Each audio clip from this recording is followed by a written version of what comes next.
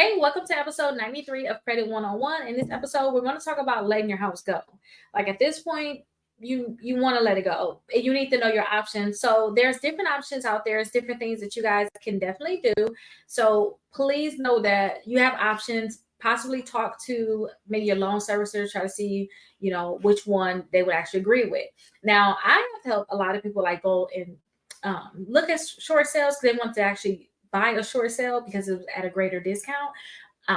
But I never actually helped someone actually process a short sale or go that route.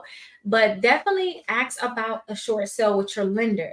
That's when your lender will allow you to sell your house for less than you actually owe on it.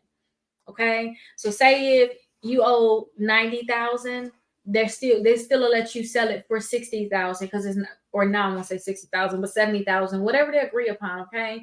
But they'll let you sell it for less than you actually own on it.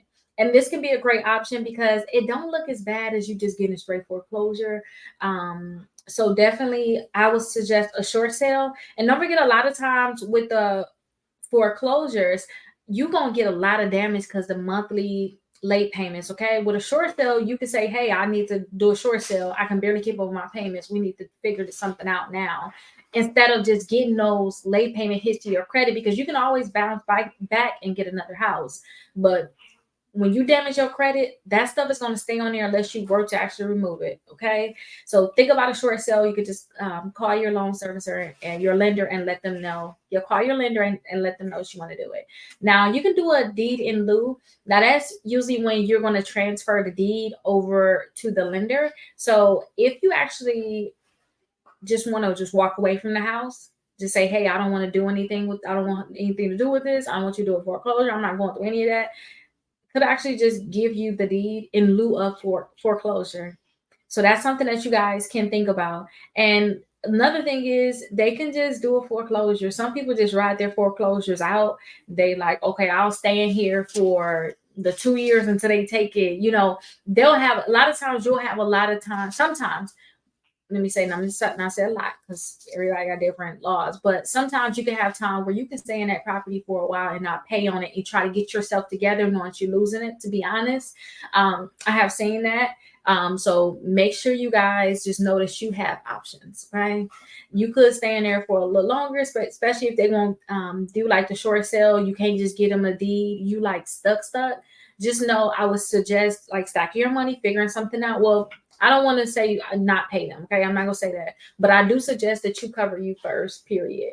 You need to make sure that you're saving up your money. You want to make sure that your credit, other than this, is taken care of. If you see errors with this account, make sure that you're taking care of them errors on that account, because don't forget, we have certain laws out there. Look at these laws, FCRA, look that up, because if they have errors on that account, they have to correct it or they have to delete it. So you could possibly get that removed from your credit reports while you're in this process of having these problems. But again, this is a foreclosure process. You got to be behind on your mortgage first, and then they can actually serve you saying that they want you to get out the house. But there's options out there. Okay. But that's actually letting your house go. Now, some people too, let me just throw these bonuses out there. Some people will sell it they'll sell it to others. Some people may do a wholesale deal on your house, to be honest.